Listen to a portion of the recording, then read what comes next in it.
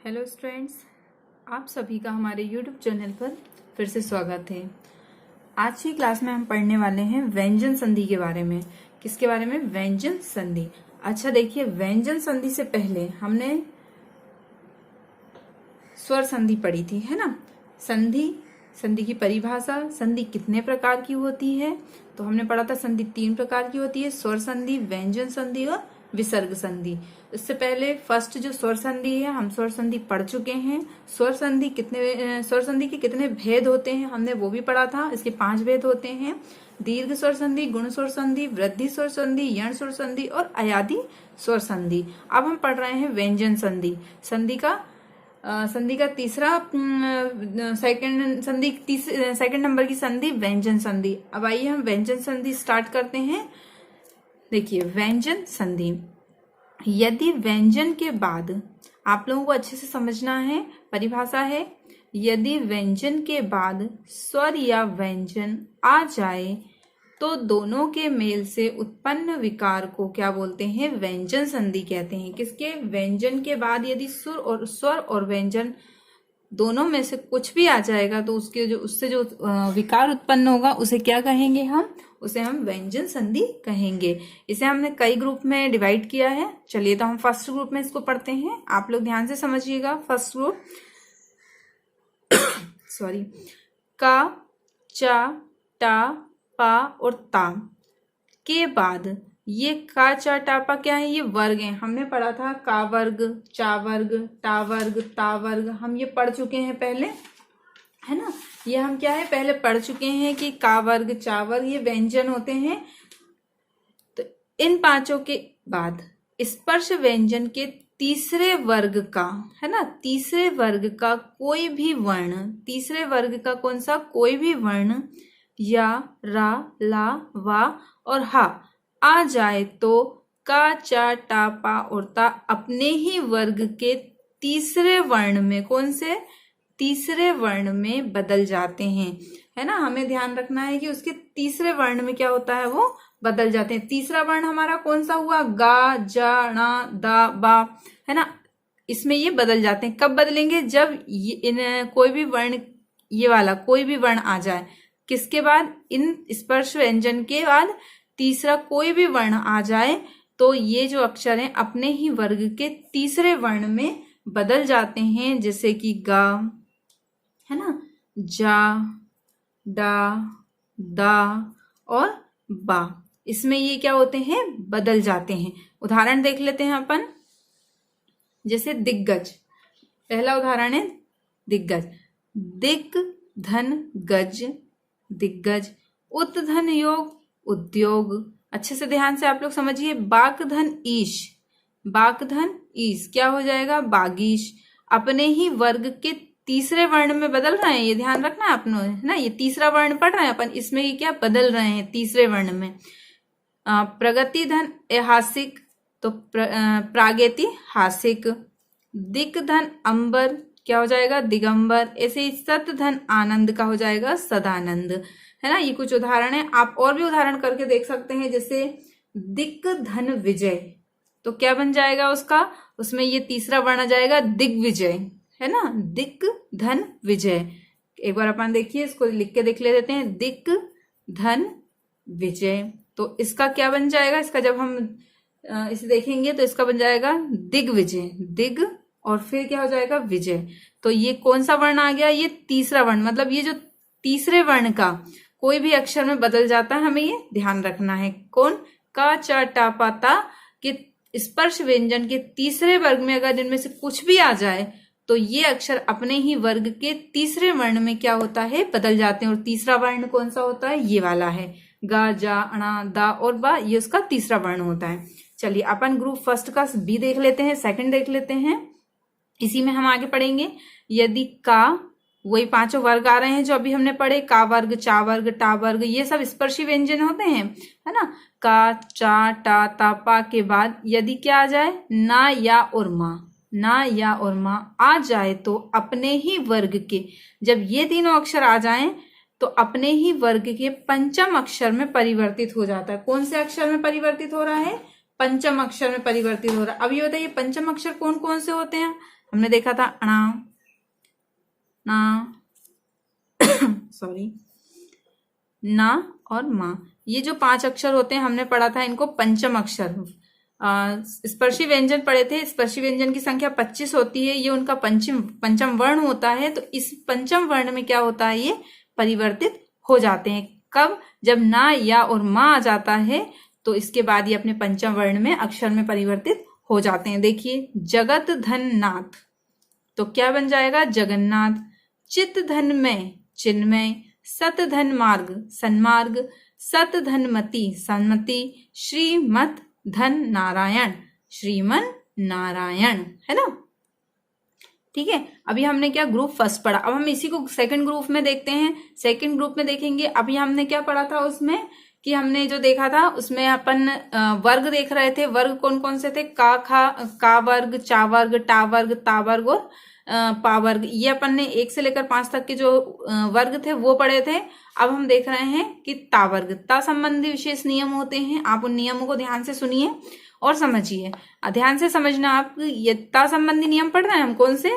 ता। अभी हम इसके बाद और भी पढ़ेंगे, माँ संबंधी नियम होते हैं, है ना। तो अभी हम पढ़ रहे हैं ता संबंधी नियम।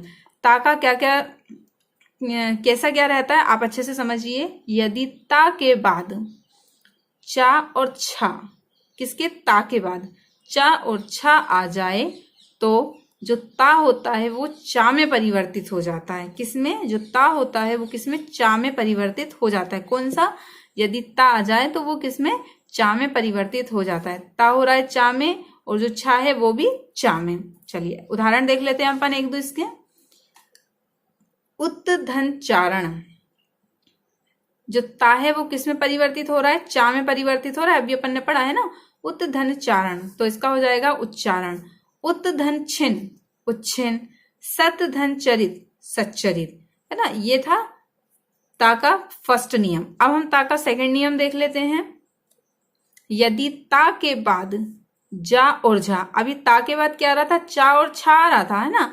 अब दूसरे नियम में क्या है कि ता के बाद जा और झा हो तो जो ता है वो जा में परिवर्तित हो जाता है। जो ता है वो किसमें? जा में परिवर्तित हो रहा है।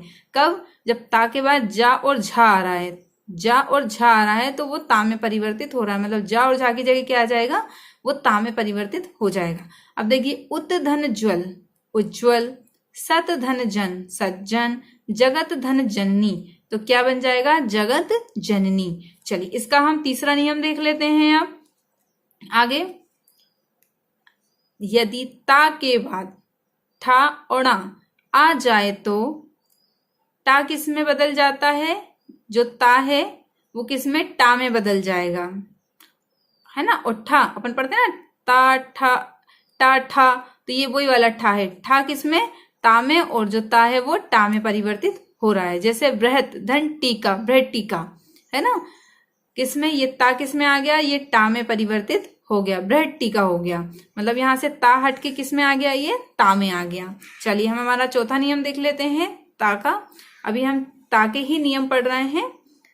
यदि ता के बाद डा और धा आ जाए तो जो ता है वो डा में बदल जाता है। क्या? जब ता के बाद ये दोनों अक्षर आ रहे हैं, कौन से? ये दोनों अक्षर आ रहे हैं, तो क्या हो रहा है? ता डा में और डा ढा में परिवर्तित हो जाता है। देखिए, उत्धन दयन, उत्धन दयन। अब देखिए इसका परिवर्तन क्या हो रहा है? उड्डयन, है ना। उसका परिवर्तन क्या हो गया? उड्डयन। इसी प्रकार हम अपना अगला नियम देख लेते हैं। यदि ता के बाद ला आ जाए, अब यहाँ पे क्या आ गया? ला आ गया। ला आ जाए तो ता जो है वो ला में परिवर्तित हो जाता है। जो ता है वो किसमें? ला में परिवर्तित हो रहा है। जैसे कि तत धन लीन, अब जो ता है वो किसमें परिवर्तित हो गया?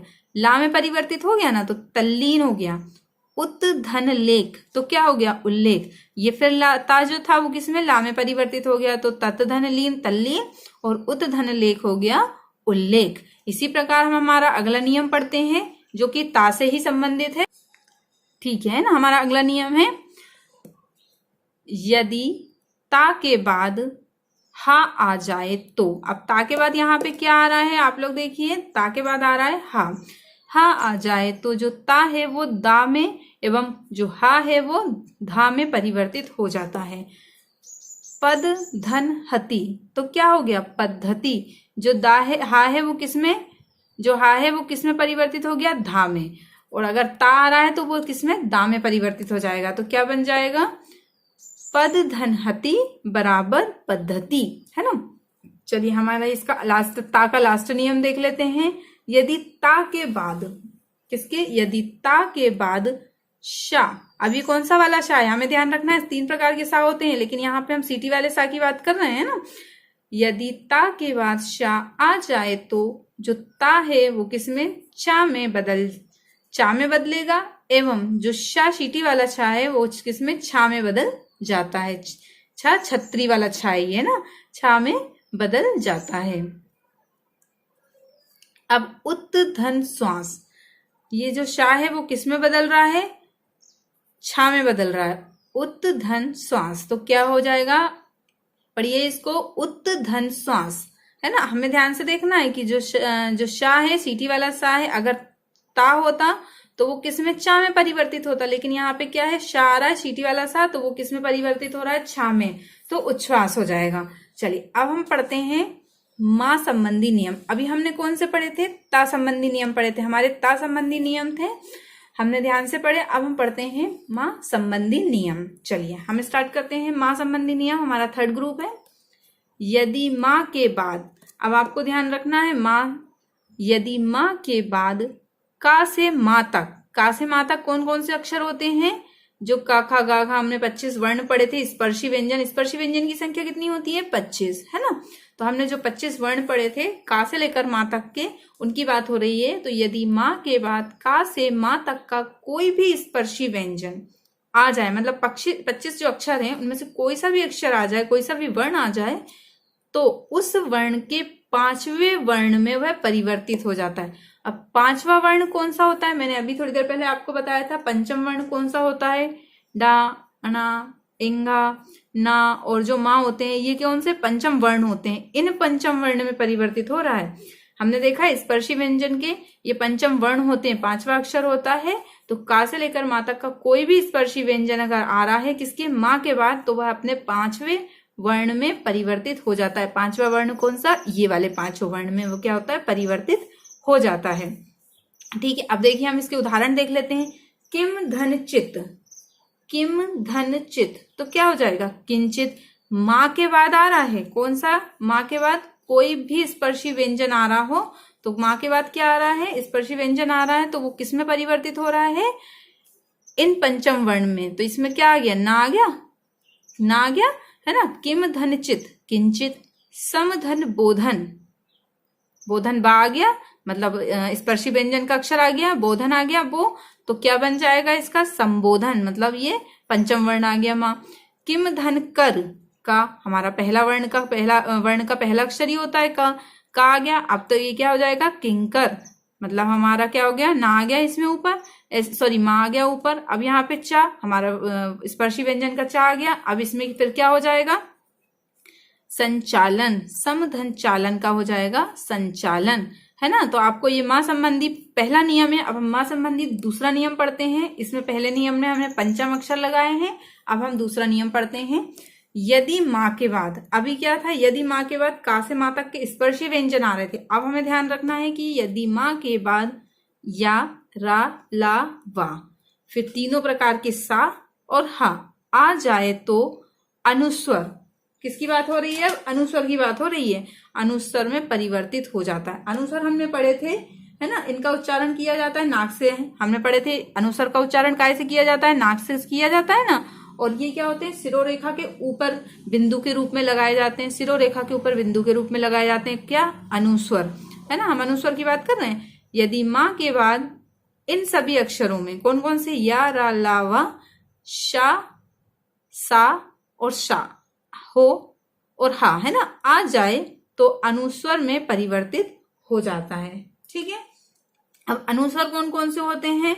आपको अनुस्वर पता होना चाहिए कौन कौन से होते हैं। हमने अनुस्वर पढ़े थे डा, अणा, णा, मा, मा और ना, यही जो पंचम वर्ण होते हैं इन्हीं को अनुस्वर बोला जाता है। क्या बोला जाता है? इन्हीं को अनुस्वर बोला जाता है। मैंने आपको अपने पहले वाले वीडियो में इसे बताया भी था, है ना। तो जो अनुस्वर होते हैं वो ये पांचों वर्ण होते हैं, यही पांचों वर्ण इनके ऊपर इन्हीं पांचों वर्ण के रूप में यह परिवर्तित हो जाएगा। अनुस्वर कहाँ लगता है? शिरोरेखा के ऊपर बिंदी के रूप में इसे लगाया जाता है। देखिए, समधन सार, समधन सार मतलब बराबर क्या बन जाएगा? संसार। इसी प्रकार समधन साधन, संसाधन, समधन रचना, संरचना, समधन लग्न, संलग्न, है ना। तो ये सब क्या हुए?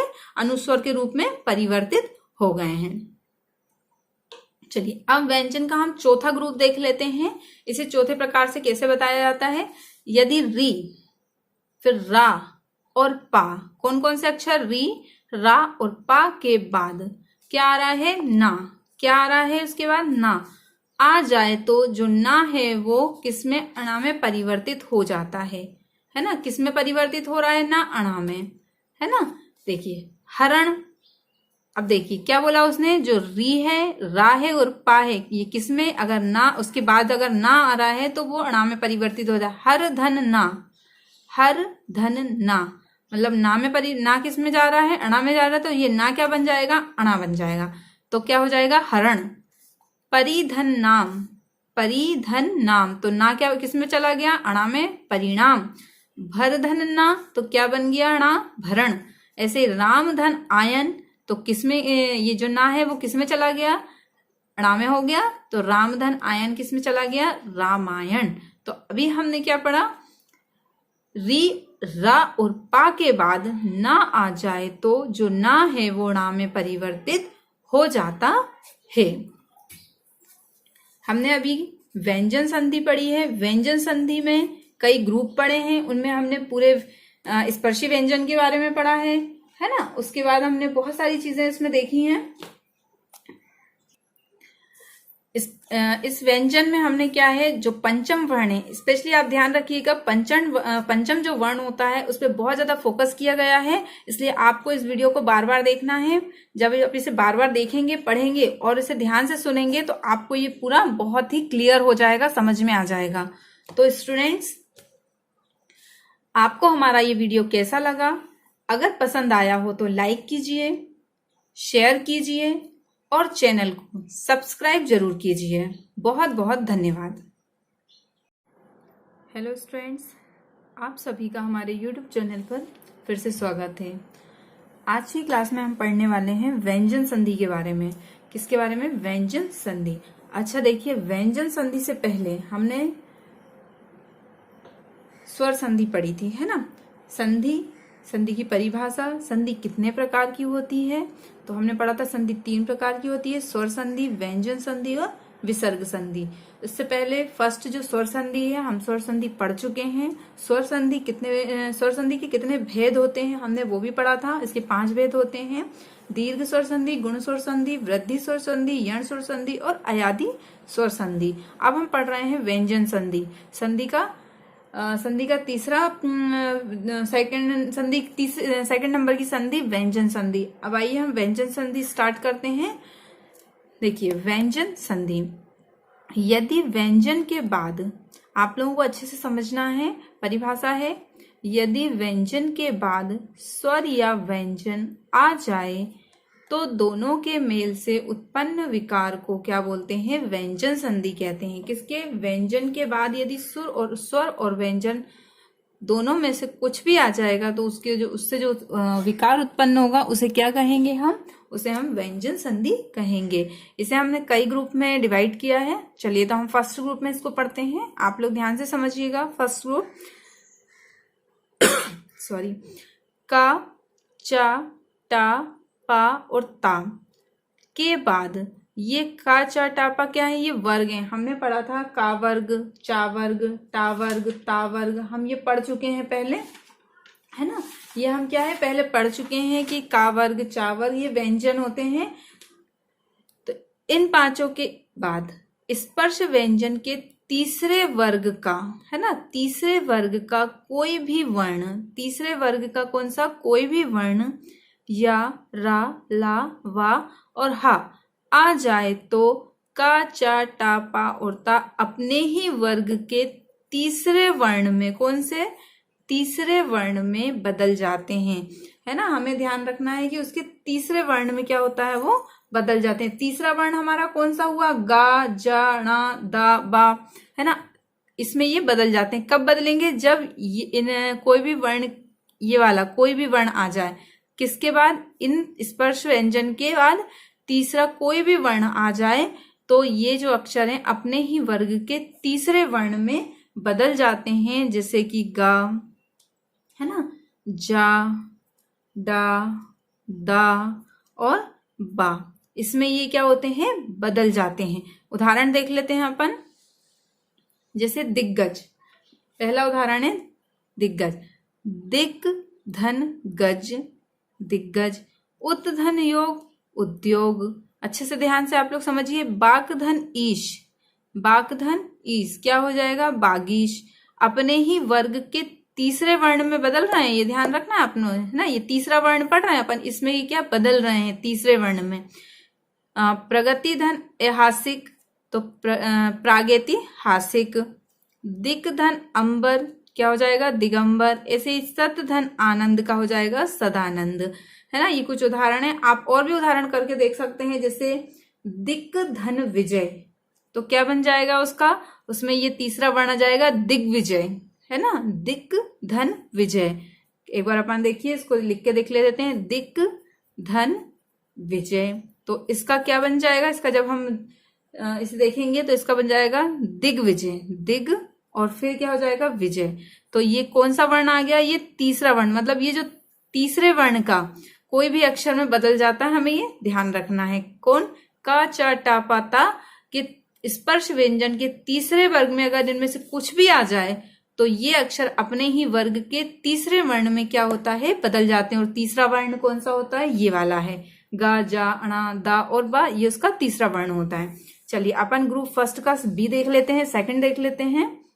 इसी में हम आगे पढ़ेंगे। यदि का, वही पांचों वर्ग आ रहे हैं जो अभी हमने पढ़े, का वर्ग, चा वर्ग, टा वर्ग, ये सब स्पर्शी व्यंजन होते हैं, है ना। का, चा, टा, ता, पा के बाद यदि क्या आ जाए, ना, या और माँ, ना, या और माँ आ जाए तो अपने ही वर्ग के, जब ये तीनों अक्षर आ जाएं तो अपने ही वर्ग के पंचम अक्षर में परिवर्तित हो जाता है। कौन से अक्षर में परिवर्तित हो रहा है, पंचम अक्षर में परिवर्तित हो रहा है। अब ये बताइए पंचम अक्षर कौन कौन से होते हैं, हमने देखा था अणा, ना सॉरी, ना और माँ, ये जो पांच अक्षर होते हैं हमने पढ़ा था, इनको पंचम अक्षर। स्पर्शी व्यंजन पढ़े थे, स्पर्शी व्यंजन की संख्या 25 होती है, ये उनका पंचम वर्ण होता है। तो इस पंचम वर्ण में क्या होता है, ये परिवर्तित हो जाते हैं। कब, जब ना, या और माँ आ जाता है तो इसके बाद ये अपने पंचम वर्ण में अक्षर में परिवर्तित हो जाते हैं। देखिए, जगत धन नाथ, तो क्या बन जाएगा, जगन्नाथ। चित धन में, चिन्मय। सत धन मार्ग, सन्मार्ग।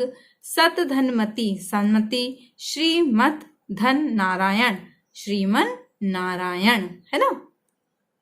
ठीक है, अभी हमने क्या ग्रुप फर्स्ट पढ़ा, अब हम इसी को सेकंड ग्रुप में देखते हैं। सेकंड ग्रुप में देखेंगे, अभी हमने क्या पढ़ा था उसमें, कि हमने जो देखा था उसमें अपन वर्ग देख रहे थे। वर्ग कौन कौन से थे, का, खा, का वर्ग, चा वर्ग, टा वर्ग, ता वर्ग और पा वर्ग। ये अपन ने 1 से लेकर 5 तक के जो वर्ग थे वो पढ़े थे। अब हम देख रहे हैं कि ता वर्ग, ता संबंधी विशेष नियम होते हैं। आप उन नियमों को ध्यान से सुनिए और समझिए, ध्यान से समझना। आप ये ता संबंधी नियम पढ़ रहे हैं हम, कौन से, ता। अभी हम इसके बाद और भी पढ़ेंगे, माँ संबंधी नियम होते हैं, है ना। तो अभी हम पढ़ रहे हैं ता संबंधी नियम। ता का क्या क्या, कैसा क्या रहता है, आप अच्छे से समझिए। यदि ता के बाद चा और छा, किसके, ता के बाद चा और छा आ जाए तो जो ता होता है वो चा में परिवर्तित हो जाता है। किसमें, जो ता होता है वो किसमें, चा में परिवर्तित हो जाता है। कौन सा, यदि ता आ जाए तो वो किसमें, चा में परिवर्तित हो जाता है। ता हो रहा है चा में और जो छा है वो भी चा में। चलिए उदाहरण देख लेते हैं अपन एक दो इसके। उत धन चारण, जो ता है वो किस में परिवर्तित हो रहा है, चा में परिवर्तित हो रहा है, अभी अपन ने पढ़ा है ना। उत धन चारण, तो इसका हो जाएगा उच्चारण। उत धन छिन, उच्छिन। सत धन चरित, सच्चरित, है ना। ये था ता का फर्स्ट नियम। अब हम ता का सेकंड नियम देख लेते हैं। यदि ता के बाद जा और झा, अभी ता के बाद क्या आ रहा था, चा और छा आ रहा था, है ना। अब दूसरे नियम में क्या है कि ता के बाद जा और झा हो तो जो ता है वो जा में परिवर्तित हो जाता है। जो ता है वो किसमें, जा में परिवर्तित हो रहा है। कब, जब ता के बाद जा और झा आ रहा है, जा और झा आ रहा है तो वो ता में परिवर्तित हो रहा है, मतलब जा और झा की जगह क्या आ जाएगा, वो ता में परिवर्तित हो जाएगा। अब देखिए, उत धन ज्वल उज्ज्वल, सत धन जन सज्जन, जगत धन जननी, तो क्या बन जाएगा, जगत जननी। चलिए इसका हम तीसरा नियम देख लेते हैं। अब आगे, यदि ता के बाद ठा और आ जाए तो टा किस में बदल जाता है, जो ता है वो किस में, टा में बदल जाएगा, है ना। और ठा अपन पढ़ते हैं ना, ता ठा टा ठा, तो ये वही वाला ठा है। ठा किस में, ता में, और जो ता है वो टा में परिवर्तित हो रहा है। जैसे बृहत धन टीका, बृहत टीका, है ना, किसमें, ये ता किसमें आ गया, ये टा में परिवर्तित हो गया, बृहत टीका हो गया। मतलब यहां से ता हट के किस में आ गया, ये ता में आ गया। चलिए हम हमारा चौथा नियम देख लेते हैं ता का। अभी हम ता के ही नियम पढ़ रहे हैं। यदि ता के बाद डा और धा आ जाए तो जो ता है वो डा में बदल जाता है। क्या, जब ता के बाद ये दोनों अक्षर आ रहे हैं, कौन से, ये दोनों अक्षर आ रहे हैं, तो क्या हो रहा है, ता डा में और डा ढा में परिवर्तित हो जाता है। देखिए, उत धन दयन, उत धन दयन। अब देखिए इसका परिवर्तन क्या हो रहा है, उड्डयन, है ना, उसका परिवर्तन क्या हो गया, उड्डयन। इसी प्रकार हम अपना अगला नियम देख लेते हैं। यदि ता के बाद ला आ जाए, अब यहाँ पे क्या आ गया, ला आ गया, ला आ जाए तो ता जो है वो ला में परिवर्तित हो जाता है। जो ता है वो किसमें, ला में परिवर्तित हो रहा है। जैसे कि तत धन लीन, अब जो ता है वो किसमें परिवर्तित हो गया, ला में परिवर्तित हो गया ना, तो तल्लीन हो गया। उत धन लेख, तो क्या हो गया, उल्लेख। ये फिर ला, ता जो था वो किसमें, ला में परिवर्तित हो गया, तो तत धन लीन तल्लीन, और उत धन लेख हो गया उल्लेख। इसी प्रकार हम हमारा अगला नियम पढ़ते हैं जो कि ता से ही संबंधित है। ठीक है ना, हमारा अगला नियम है, यदि ता के बाद हा आ जाए तो। अब ता के बाद यहाँ पे क्या आ रहा है, आप लोग देखिए, ता के बाद आ रहा है हा। हा आ जाए तो जो ता है वो दा में एवं जो हा है वो धा में परिवर्तित हो जाता है। पद धन हति, तो क्या हो गया, पद्धति। जो दा है, हा है वो किसमें, जो हा है वो किसमें परिवर्तित हो गया, धा में। और अगर ता आ रहा है तो वो किसमें, दा में परिवर्तित हो जाएगा। तो क्या बन जाएगा, पद धन हति बराबर पद्धति, है ना। चलिए हमारा इसका लास्ट, ता का लास्ट नियम देख लेते हैं। यदि ता के बाद किसके, यदि ता के बाद शा, अभी कौन सा वाला शा है, हमें ध्यान रखना है, 3 प्रकार के सा होते हैं, लेकिन यहाँ पे हम सीटी वाले सा की बात कर रहे हैं ना।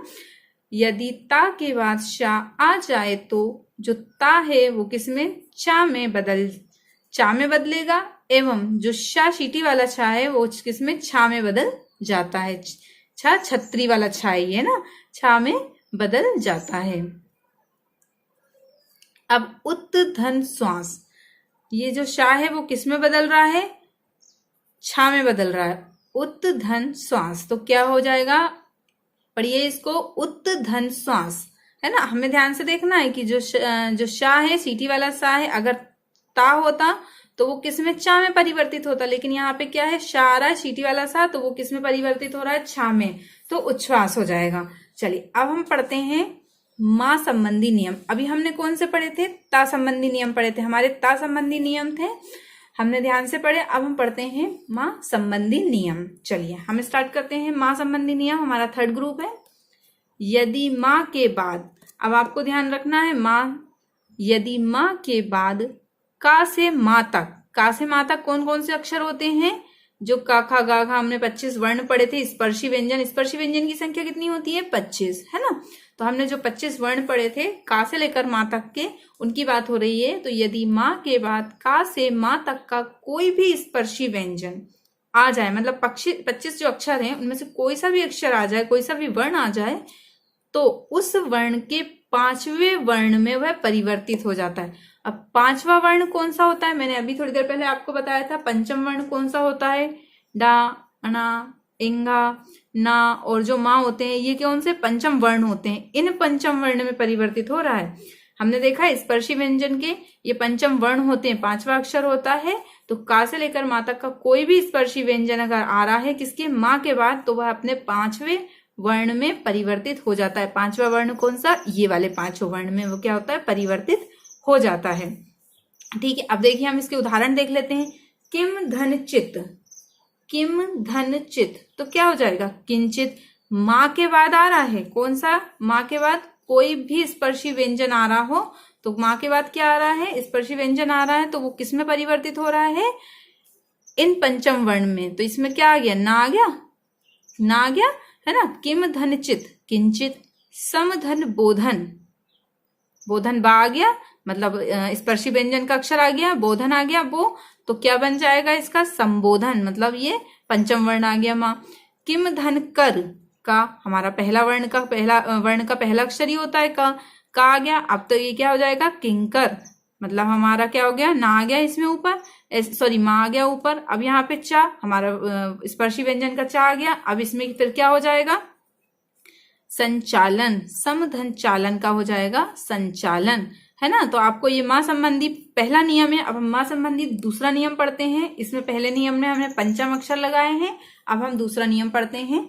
यदि माँ के बाद, अभी क्या था, यदि माँ के बाद का से माँ तक के स्पर्शी व्यंजन आ रहे थे। अब हमें ध्यान रखना है कि यदि माँ के बाद या, रा, ला, वा, फिर तीनों प्रकार के सा और हा आ जाए तो अनुस्वर, किसकी बात हो रही है, अनुस्वर की बात हो रही है, अनुस्वर में परिवर्तित हो जाता है। अनुस्वर हमने पढ़े थे, है ना, इनका उच्चारण किया जाता है नाक से, हमने पढ़े थे अनुस्वर का उच्चारण कैसे किया जाता है, नाक से किया जाता है ना।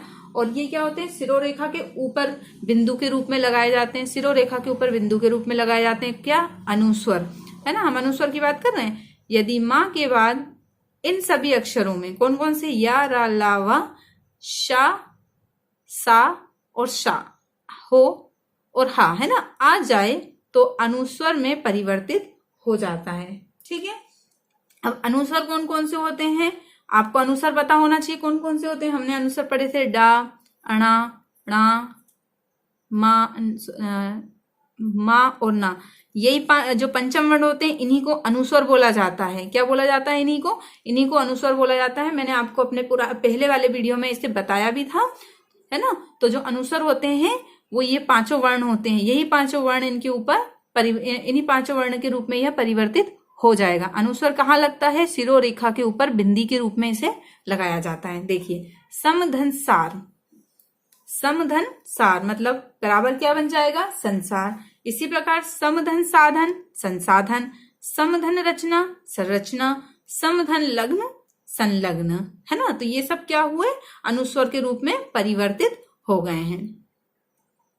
चलिए, अब व्यंजन का हम चौथा ग्रुप देख लेते हैं। इसे चौथे प्रकार से कैसे बताया जाता है। यदि री, फिर रा और पा, कौन कौन से अक्षर, री, रा और पा के बाद क्या आ रहा है, ना, क्या आ रहा है उसके बाद, ना आ जाए तो जो ना है वो किसमें, अणा में परिवर्तित हो जाता है ना। किसमें परिवर्तित हो रहा है, ना, अणा में, है ना।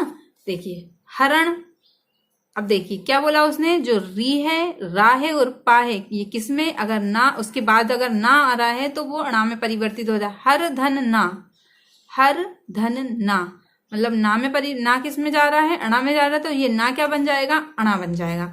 तो क्या हो जाएगा, हरण। परिधन नाम, परिधन नाम, तो ना क्या किस में चला गया, अणा में, परिणाम। भरधन ना, तो क्या बन गया, अणा, भरण। ऐसे राम धन आयन, तो किसमें, ये जो ना है वो किसमें चला गया, अणा में हो गया, तो रामधन आयन किसमें चला गया, रामायण। तो अभी हमने क्या पढ़ा, री, रा और पा के बाद ना आ जाए तो जो ना है वो णा में परिवर्तित हो जाता है। हमने अभी व्यंजन संधि पढ़ी है। व्यंजन संधि में कई ग्रुप पढ़े हैं, उनमें हमने पूरे स्पर्शी व्यंजन के बारे में पढ़ा है ना। उसके बाद हमने बहुत सारी चीजें इसमें देखी हैं। इस व्यंजन में हमने क्या है, जो पंचम वर्ण है, स्पेशली आप ध्यान रखिएगा, पंचम जो वर्ण होता है उस पर बहुत ज्यादा फोकस किया गया है, इसलिए आपको इस वीडियो को बार बार देखना है। जब आप इसे बार बार देखेंगे, पढ़ेंगे और इसे ध्यान से सुनेंगे तो आपको ये पूरा बहुत ही क्लियर हो जाएगा, समझ में आ जाएगा। तो स्टूडेंट्स, आपको हमारा ये वीडियो कैसा लगा? अगर पसंद आया हो तो लाइक कीजिए, शेयर कीजिए और चैनल को सब्सक्राइब जरूर कीजिए। बहुत बहुत धन्यवाद।